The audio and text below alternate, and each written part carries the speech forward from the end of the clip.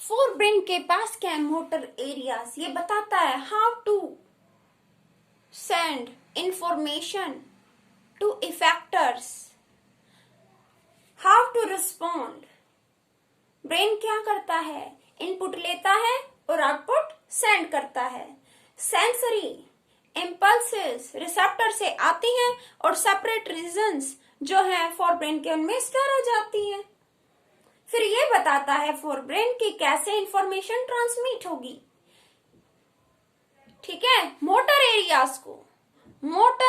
Areas के through instructions transmit होंगी, effectors तक आएंगी, ऑर्गन्स तक आएंगी और फिर वो क्या करेंगे? अपना फंक्शन करेंगे according to the instructions sent by forebrain. Okay बेटा, तो फोर ब्रेन क्या कर रहा है? इनपुट ले रहा है, सेंसरी इंपल्सेस लेता है। न्यूरॉन्स क्या करते हैं? इंफॉर्मेशन की प्रोसेसिंग करते हैं, लेते हैं इंफॉर्मेशन केमिकल फॉर्म में, उसको कन्वर्ट कर देते हैं इलेक्ट्रिक फॉर्म में, इलेक्ट्रिक इंपल्स में। Impulse means instructions, impulse means instructions. ये इंस्ट्रक्शंस कौन सी हैं? जो रिसेप्टर्स ने हमारे सेंस ऑर्गन में, जो रिसेप्टर सेंस ऑर्गन्स में रिसेप्टर्स हैं, उन्होंने स्टिमुलस को, सराउंडिंग्स में होने वाले चेंजेस को डिटेक्ट किया। Light, sound, taste, smell, heat, cold, और क्या किया? उस इंफॉर्मेशन को केमिकल की फॉर्म में ट्रांसमिट किया। न्यूरॉन ने उस केमिकल इंफॉर्मेशन को, केमिकल इंपल्स को इलेक्ट्रिक इंपल्स में ट्रांसमिट किया। 1 सेकेंड, सेकेंड से थर्ड न्यूरॉन तक वो ट्रांसमिट होते होते सीएनएस में, सेंट्रल नर्वस सिस्टम में आई, हमारे फोर ब्रेन में आई। फोर ब्रेन बताएगा मोटर एरियाज को कि किस तरह से जो है उस इंफॉर्मेशन को, इंस्ट्रक्शन को आगे ट्रांसमिट करना है, कैसे वो इफेक्टर्स के पास जाएगी और effectors will work according to the instructions sent by forebrain. Okay बेटा, the next is midbrain. Mid brain, it controls involuntary actions or we can say reflex actions. It controls reflex actions or we can say involuntary actions. Involuntary actions को क्या करता है? Control करता है। कौन? Mid brain. It controls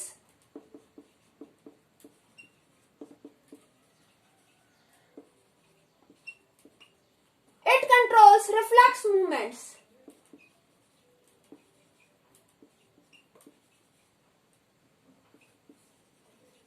of head, neck in response to head, neck in response to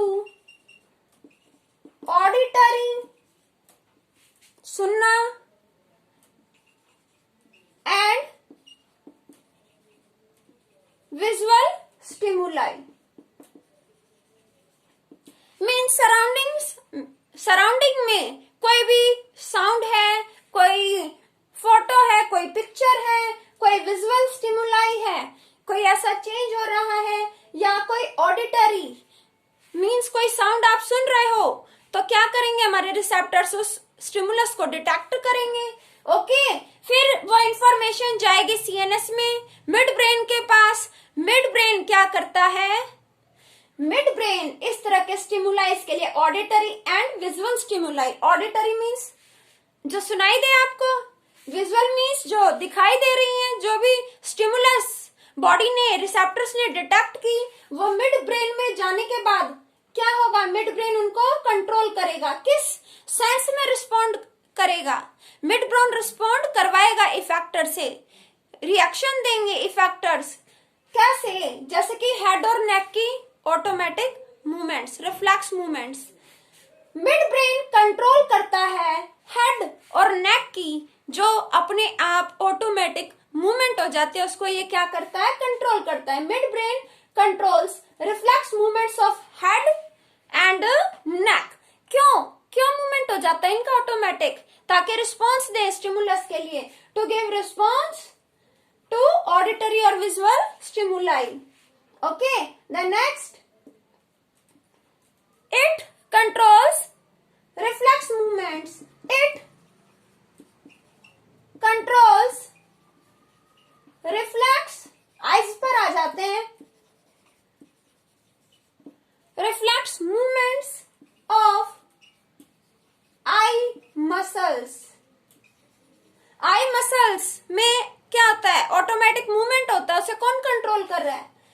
brain. कौन control करता है? Midbrain. ओके बेटा, मिड ब्रेन कंट्रोल करता है। Changes in eye lens, changes in eye pupil. Pupil, हमारी eye में जो प्यूपिल है उसका साइज कौन कंट्रोल कर रहा है? Mid brain. Shape of, change in shape of eye lens. Eye lens के शेप में चेंज आ जाता है। हमारी आईज में कौन सा लेंस है? Convex lens. उसकी शेप क्या हो जाती है? चेंज। किसकी वजह से होती है? Mid brain. आईज में जो मसल्स है, सिलरी मसल्स है, उनके मूवमेंट को कंट्रोल कौन कर रहा है? Mid brain. आई से रिलेटेड जो मसल्स हैं उनकी मूवमेंट, लेंस की मूवमेंट, लेंस की शेप, प्यूपिल की शेप, प्यूपिल का साइज प्यूपिल का कौन कंट्रोल करता है? Midbrain. ये कैसे है? Reflex movements that are controlled by midbrain. The next, hindbrain. Hindbrain consist of pons, medulla, cerebellum. First of all pons क्या करती हैं? पोन्स कंट्रोल, और we can say pons regulate respiration. Pons regulates respiration. क्या करवाती है पोन्स? Respiration. क्या allow करती हैं? रेस्पिरेशन। तो रेस्पिरेशन को कौन कंट्रोल करता है? पोन्स। रेस्पिरेशन को कौन कंट्रोल करता है? पोन्स।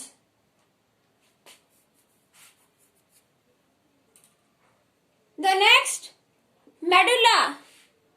Medulla and cerebellum. सेरेबेलम तो वॉलंटरी एक्शंस को कंट्रोल करता है और medulla involuntary actions. It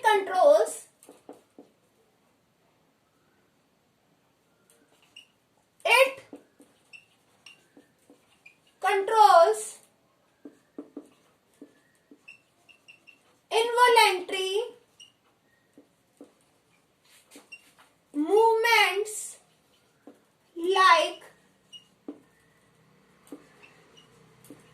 blood circulation, blood का सर्कुलेशन, बॉडी में ब्लड सर्कुलेशन, और we can say heart beat, breathing. It controls breathing and peristaltic movement. Peristaltic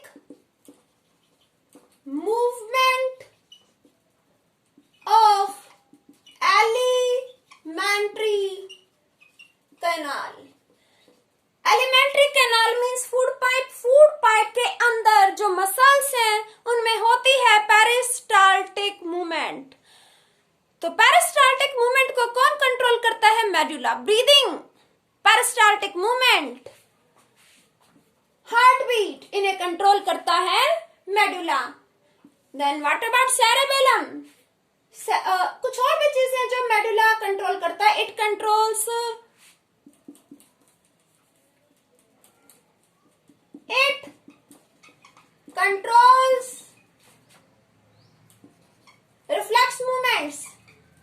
reflex movements like coughing, sneezing, yawning, उबासी लेना, coughing, sneezing, yawning। ठीक है, ये सब क्या है? रिफ्लेक्स मूवमेंट है जो ये कंट्रोल करता है। स्लाइवा, टेस्टी, फूड को देखकर माउथ में अपने आप आ जाता है स्लाइवा। किसकी वजह से? मेडुला। कौन कंट्रोल करता है? Medulla. The next, cerebellum. Cerebellum, it controls voluntary actions. किसको कंट्रोल करता है? It controls voluntary actions. किसको कंट्रोल करता है? वॉलेंट्री एक्शंस को। वॉलेंट्री एक्शंस जो हम अपनी मर्जी से करते हैं, it controls all voluntary action, सभी वॉलेंट्री एक्शंस, आई लेग, सभी voluntary action, arms, legs, hands की मूवमेंट, ठीक है, जो आप अपनी मर्जी से कर रहे हो वो सब क्या है? मूवमेंट। किसकी वजह से हो रही है? सेरेबेलम, सेरेबेलम एंड इट, यहां पर लिख देते हैं सेरेबेलम का और फंक्शन। सेरेबेलम क्या करता है? सेरेबेलम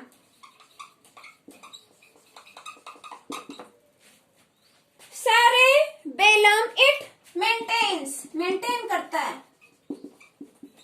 हमारा पोस्चर, इट मेंटेन्स पोस्चर, हमारी पोजीशन, हमारी बॉडी की, हम किस पोजीशन में रहते हैं दिन भर, it maintains posture and balance of the body, balance of the body क्या करता है? सेरेबेलम हमारी बॉडी पोस्चर को मेंटेन करता है और बॉडी का बैलेंस बनाए रखता है। Cerebellum maintains our posture and balance of the body. Hindbrain, pons क्या करती हैं? रेस्पिरेशन को कंट्रोल करती हैं। मेडुला इनवॉलेंट्री एक्शंस को, जैसे ब्लड का circulation, breathing, inhaling and exhaling of air. Peristaltic movement जो alimentary canal means food pipe में जो मसल्स की मूवमेंट है, रिदमिक कॉन्ट्रैक्शन, एक्सपेंशन है, दैट इज पेरिस्टाल्टिक मूवमेंट। उसके लिए कौन रिस्पॉन्सिबल है? Medulla. It controls reflex movements, coughing, sneezing, cough बन रहा है, स्नीज कर रहे हो, यॉर्निंग उबासी ले रहे हो, स्लाइवा माउथ में आ रहा है, तो ये जो मूवमेंट्स है automatic movements that are controlled by medulla. Then cerebellum controls voluntary actions, means जो हम अपनी मर्जी से एक्टिविटीज करते हैं, मीन्स हमारी वॉलेंट्री मसल्स को, स्केलेटल मसल्स को कंट्रोल करता है। ओके तो जो भी मूवमेंट मेनली हमारी बॉडी की होती हैं, ठीक है, ये किसकी वजह से होती है? इसकी वजह से। Cerebellum maintains posture and balance of the body, हमारी बॉडी का पोस्चर और बैलेंस बनाने का काम कौन करता है? सेरेबेलम। फोरब्रेन क्या? Thinking part, thinking, reasoning, memory, ये सब इसी से एसोसिएटेड है।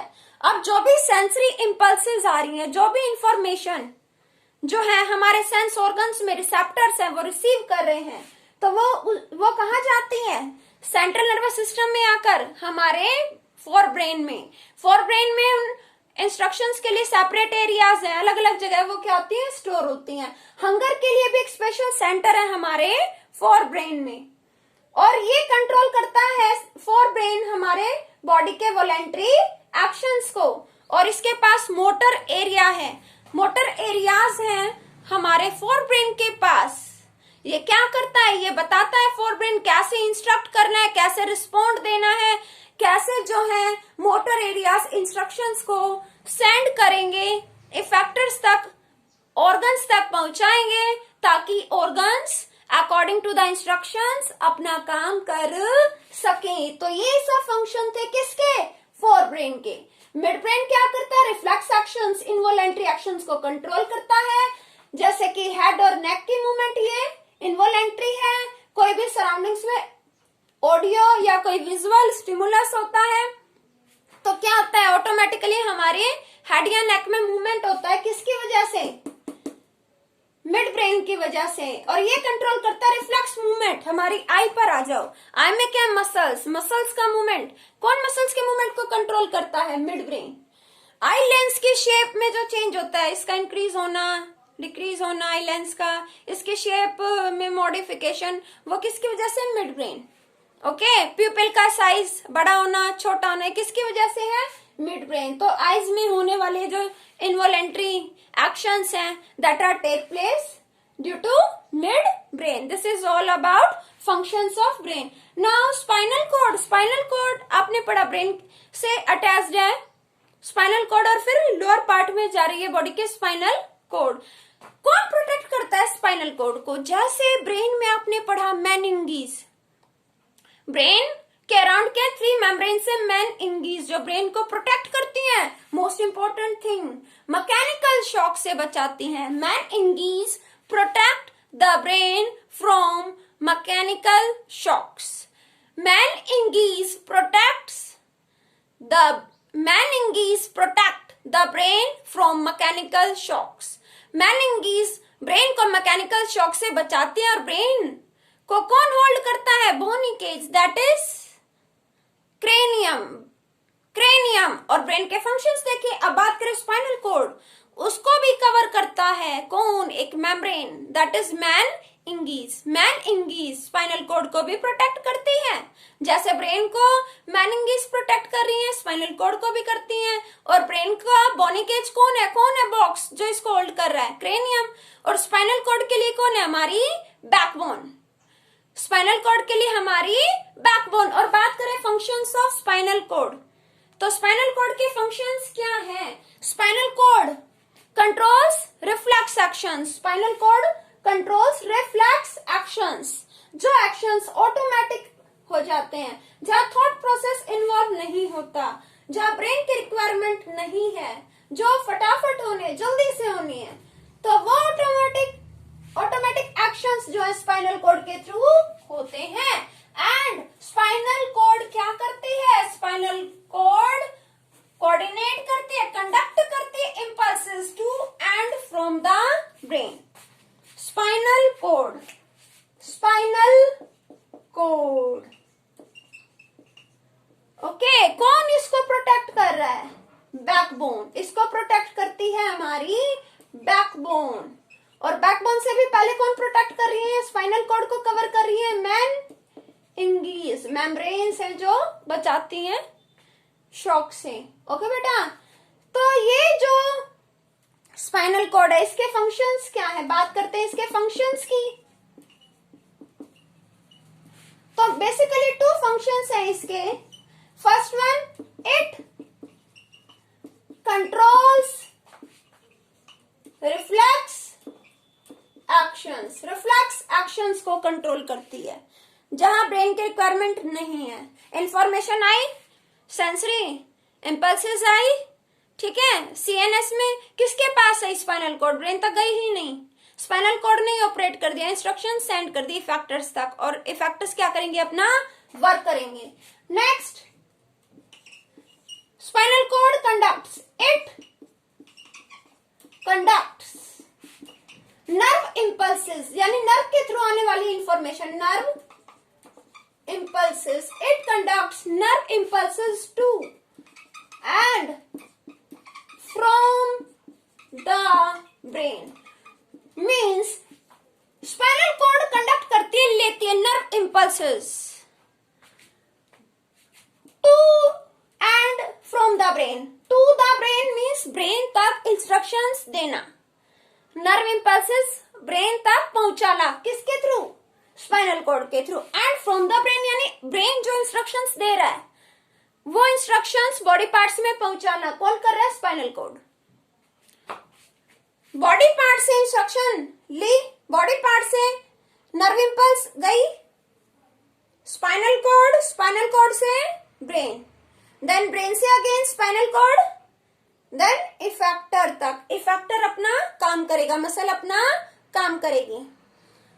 क्या करती है हमारी स्पाइनल कॉर्ड? ये कंडक्ट करती है इंपल्सेस, इंफॉर्मेशन, नर्व इंपल्स। यहाँ कोई रिसेप्टर से इंफॉर्मेशन आई, इंपल्स नर्व के थ्रू आ रही, नर्व इंपल्स कहाँ आई? वो spinal cord, spinal cord, spinal cord से कहाँ गई?